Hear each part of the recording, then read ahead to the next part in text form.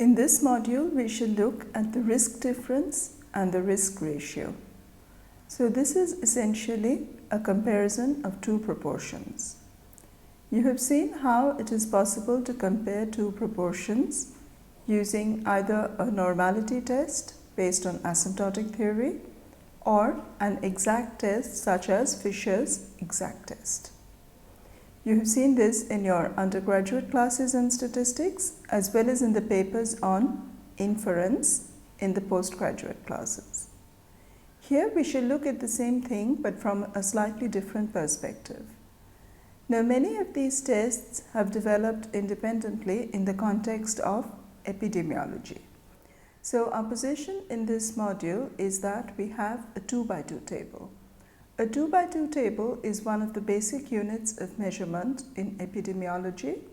It arises when we are considering the effect of an exposure on a disease, and here we assume that we have a binary exposure, that is, an exposure which can be classified as yes or no, and also a binary disease, that is, we have classified individuals based on whether or not they have the disease, yes or no.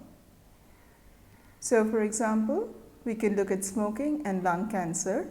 In this case, we observe for each individual whether or not they smoke and whether or not they have lung cancer.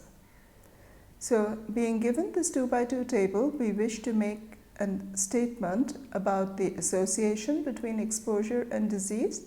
There are various ways of doing this, and in this module, the two concepts which we shall explore in more detail are the risk difference and the risk ratio.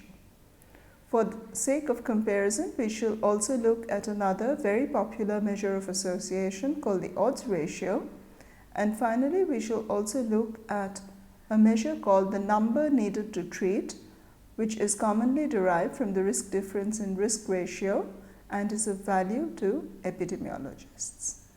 Learning objectives for this module. We shall first look at absolute versus relative measures of association. We shall next define the risk ratio and the risk difference and see that while one measures absolute association, the other looks at relative differences. For the sake of comparison, we shall define the odds ratio, and finally we shall look at two related epidemiological concepts, which are the number needed to treat and the attributable proportion. The risk ratio, or RR, and the risk difference, RD. Let us first look at the concept of ratio versus difference, assuming that we have data from a cohort study. When I say cohort study, I mean the most common and recommended study design in epidemiology, which is that we start with two cohorts, one of which is exposed to a particular exposure of interest, so say this cohort smokes, and the other does not smoke. So the idea is that we have a binary exposure. We have individuals who are all disease-free at the onset of the study,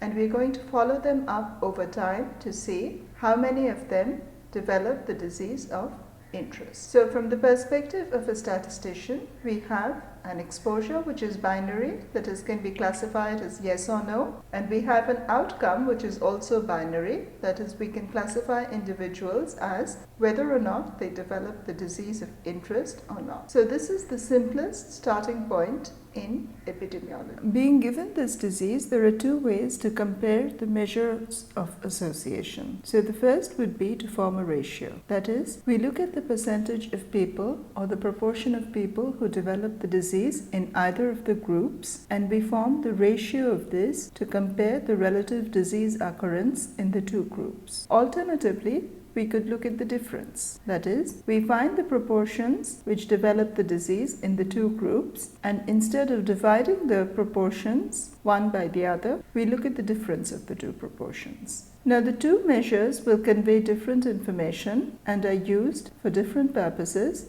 as we shall see in the following slides. In epidemiology, we can take the difference in the case when the proportion represents either an incidence, which is the occurrence of a new disease, or a prevalence, which is the number of the proportion of existing cases. However, it is relatively uncommon to use ratios or differences based on prevalence and more common to consider the incidence. The ratio is a relative measure. That is, the ratio tells us how large the incidence is in one group relative to the other. What it does not tell us is that it tells us nothing about the absolute difference between the two incidences. So, for example, suppose we have conducted the previous study related to smoking and lung cancer, and we calculate that the risk ratio is equal to 2.0. Now, a risk ratio of 2.0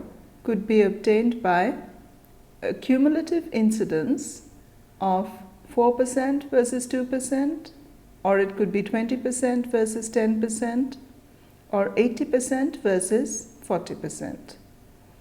Now, note that in either case, when we take the ratio of the incidences, the ratio turns out to be 2.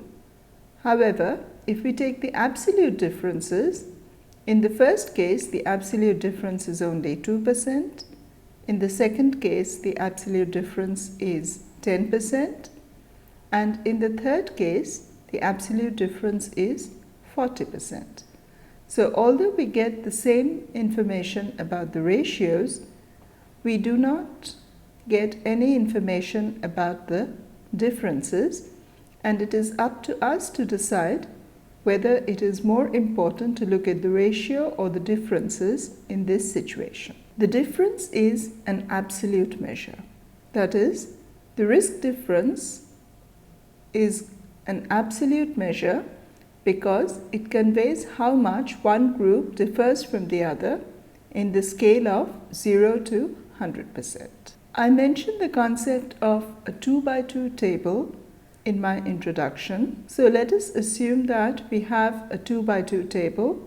That is, we have group 1, which we say are exposed to a particular exposure of interest. So again, let us assume that this exposure is smoke. And we have group 2, which say is the group which does not smoke. For each of group 1 and group 2, we follow them up over time, and at the end of the study period, we look at the number which develop the positive outcome and the number which develops the negative outcome. We can summarize the total information in this 2x2 table, which is a basic unit of epidemiology. So A, for example, is the number in group 1 who develop the positive outcome. So in this case, in our example of smoking and cancer, it is the number of smokers who develop lung cancer. D is the number of non-smokers who do not develop lung cancer. And similarly, we can interpret C and B. So here we have a 2x2 table, and we can also see the marginal frequencies A plus C, B plus D, A plus B, C plus D, and so on. The total sample size is A plus B plus C plus D individuals who have been followed over time. Having been given this table, we wish to compare group 1 and group 2 in terms of the chance of developing the positive outcome.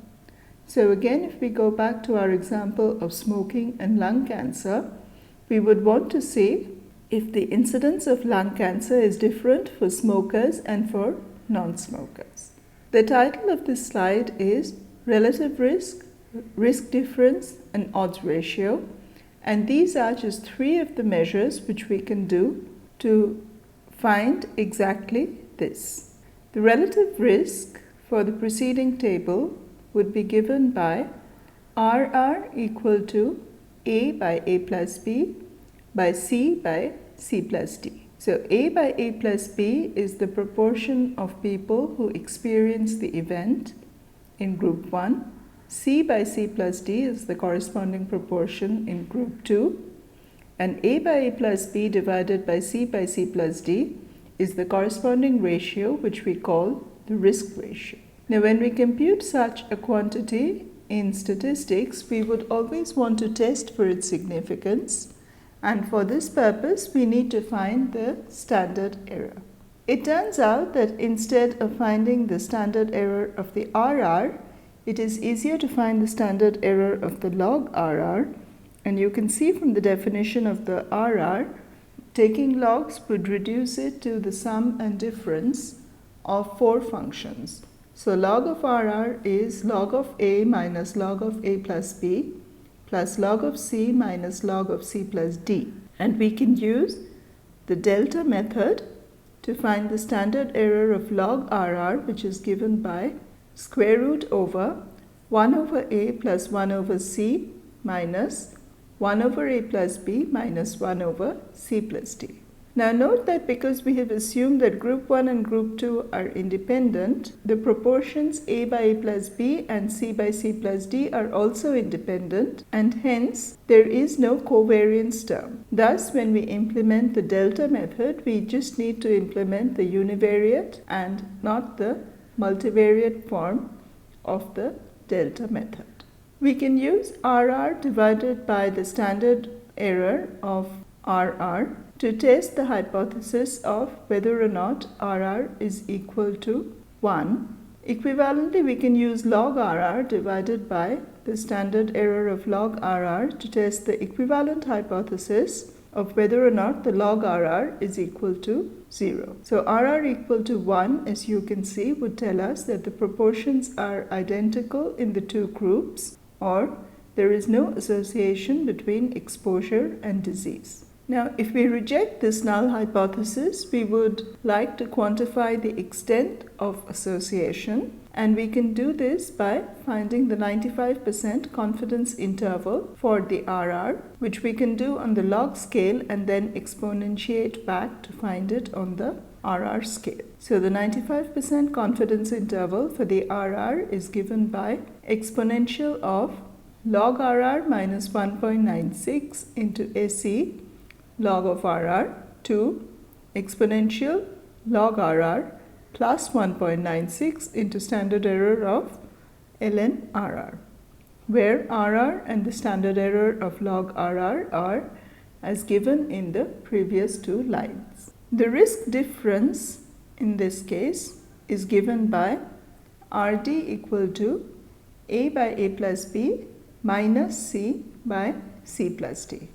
That is, it is the difference of the incidences in the two groups. Using similar arguments as before and the delta method, it is possible to show that a 95% confidence interval for the risk difference is given by the risk difference minus square root over P1 minus L1 square plus V2 minus P2 square to RD plus square root over P2 minus L2 square plus U1 minus P1 square. So P1 and P2 are the two proportions here, and L1, L2 are the lower confidence intervals for each, and U1, U2 are the upper confidence intervals for each. Now you know that it is possible to derive L1, L2, U1, U2 based on the asymptotic difference of a proportion. So this confidence interval for the risk difference has been suggested by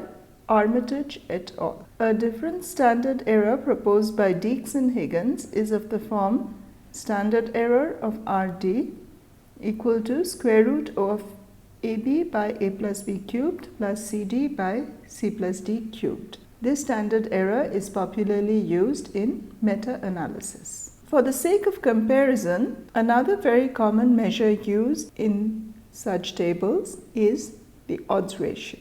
The odds ratio in this case is given by OR equal to A by B by C by D, which we know will simplify to OR equal to AD by BC. As before, we can take the log of the OR and see that log of OR is equal to log A plus log D minus log B by log C.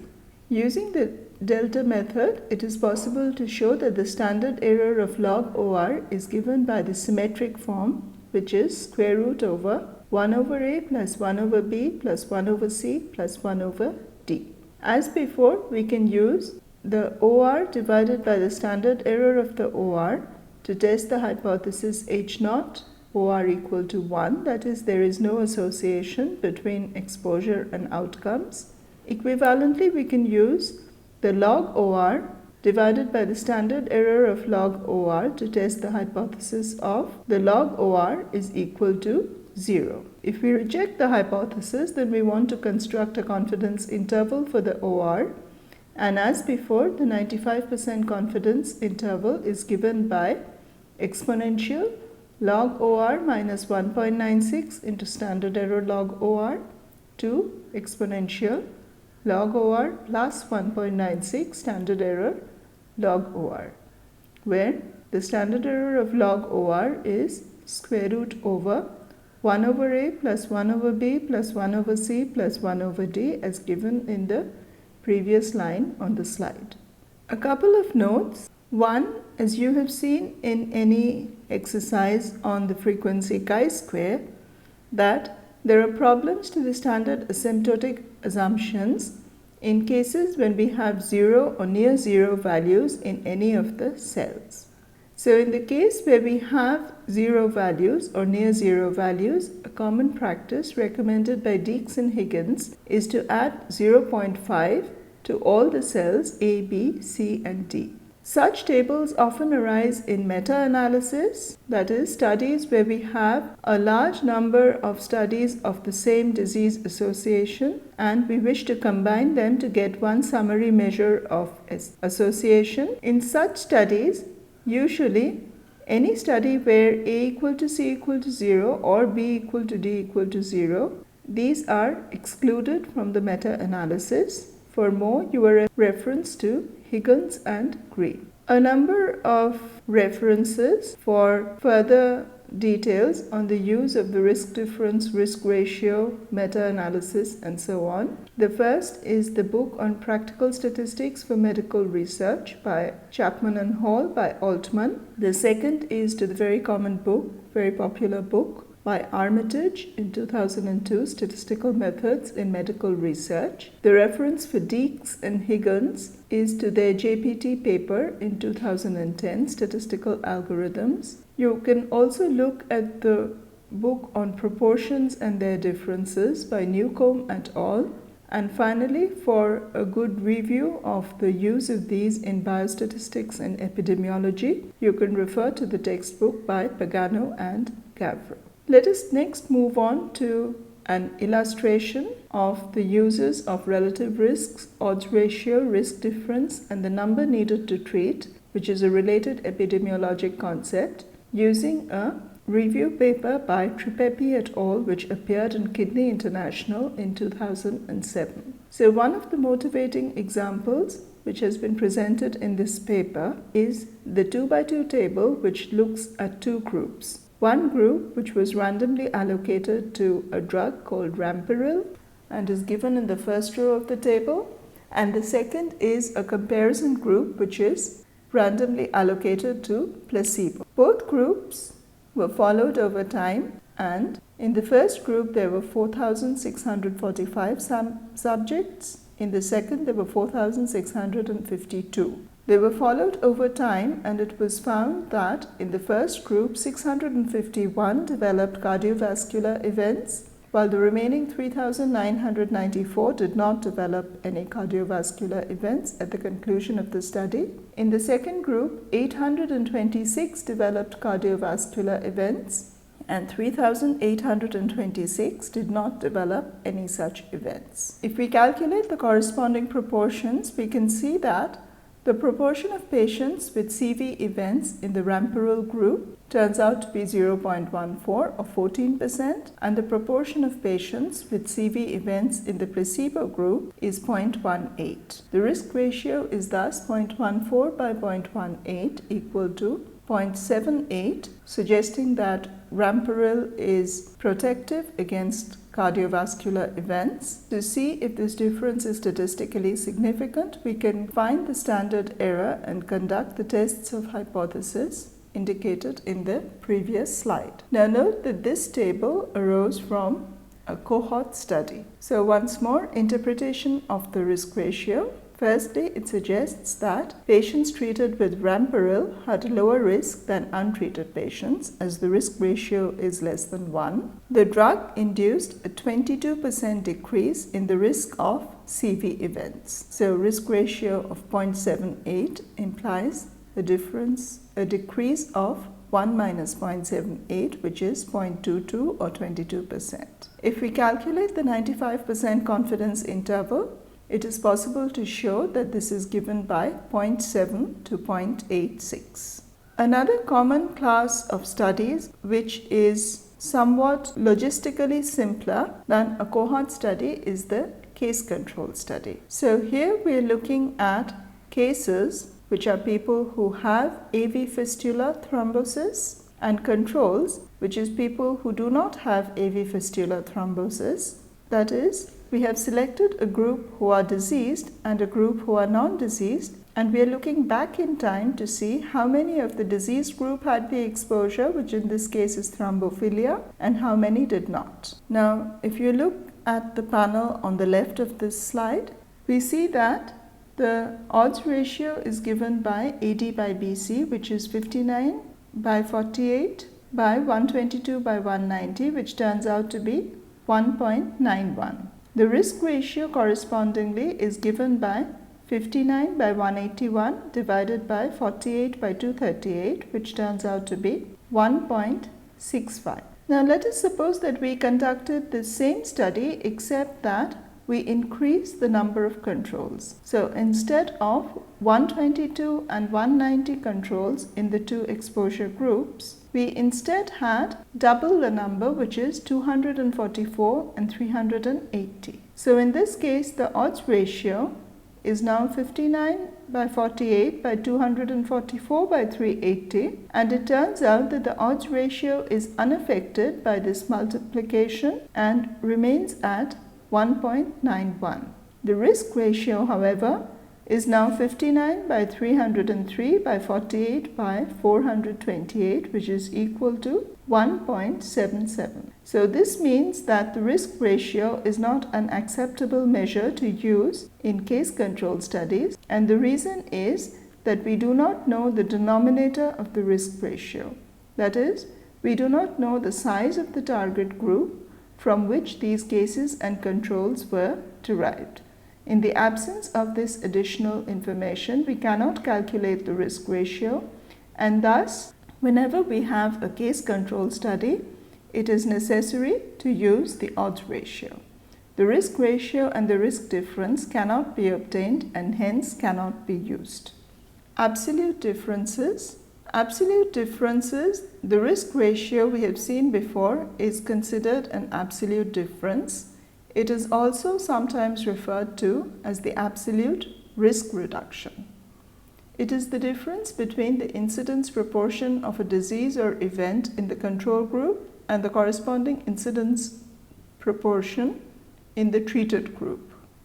The risk difference for cardiovascular events between patients on placebo and on Ramperil is 0.18 minus 0.14, which is equal to 0.04. So, the interpretation of this is that there is a 4% absolute risk difference which is attributable to the effect of Ramperil. A related measure which is used in the epidemiologic literature is the number needed to treat. So this is derived as follows. On the basis of the risk difference, it is possible to calculate the number needed to treat, that is the number of subjects we would need to treat with Ramperil to prevent one adverse event, which in this case is a cardiovascular event. Note that the inverse of the absolute risk difference is 1 over 0.04, which is equal to 25. The interpretation of this is that we need to treat 25 patients with Ramperil to prevent one cardiovascular event in 5 years. The inverse of the risk difference thus is interpreted as the number needed to treat. The obviously ideal value for the NNT is 1, which would be obtained if the difference was 0. That is, if the risk in one group was 1 and the risk in the other group was 0. This is, however, just the ideal situation and is used as a benchmark. The importance of the NNT is that it presents information on the risk difference in a way which gives clinical relevance to the data. So if the number of events had been 65 in the Ramperl group and 83 in the placebo group, the NNT would have been 250 while the RR would have remained unchanged. So the NNT is more responsive to the number of events. Another related measure is the attributable risk. The attributable risk is the portion of the disease incidence in the exposed that is due to the exposure. That is, the incidence of the disease in the exposed that could be eliminated if the exposure were eliminated. It is measured as the risk or incidence in the exposed minus the risk or incidence in the non-exposed. Often we prefer to use this in the form of a percentage. So the attributable risk percentage is the proportion of disease incidence in the exposed that is due to the exposure, and it is calculated as the attributable risk divided by the risk incidence in exposed into 100%. That is, the attributable risk percentage is equal to RR minus 1 divided by RR into 100. In this module, we have reviewed the concept of the risk difference and the risk ratio, but from a slightly different perspective than that from the statistician. That is, we have looked at these concepts from the framework of epidemiology. We have defined the basic unit of epidemiologic analysis, which is the 2x2 table, which arises when we have a binary exposure and a binary disease, and we wish to quantify the association between the two. That is, we wish to see if the incidence of disease in the exposed group is different from the incidence of disease in the control group. It is possible to do this in several ways. We can look at absolute differences in the exposure, in the incidence in the two groups, or we can look at relative differences. Accordingly, we define the risk difference as an absolute measure of incidence, or we can define the risk ratio as a ratio measure of comparison. So we have defined these two measures, seen how to estimate these from the tables, and in fact the estimators which we have presented are maximum likelihood estimators. We have seen how to perform statistical inference based on these measures using wall tests and standard errors which have been derived using the delta method. We have also seen how to derive confidence intervals, and I have pointed you to several references should you be interested in further details on this. For the sake of comparison, we have defined an alternative measure which is also very common and very popular, which is the odds ratio, and we have seen that one reason for the popularity of the odds ratio is that the odds ratio can be calculated from the cohort study as well as from the case control study, whereas the risk ratio and the risk difference cannot be obtained in the situation where we have a case control study unless we have more information on the size of the target population. Finally, we have defined two related epidemiological concepts, which is the number needed to treat and the attributable risk, which are based on the risk difference and the risk ratio, but they present two ways of presenting the information to an epidemiologist, which makes it easier for them to interpret the data from a clinical perspective.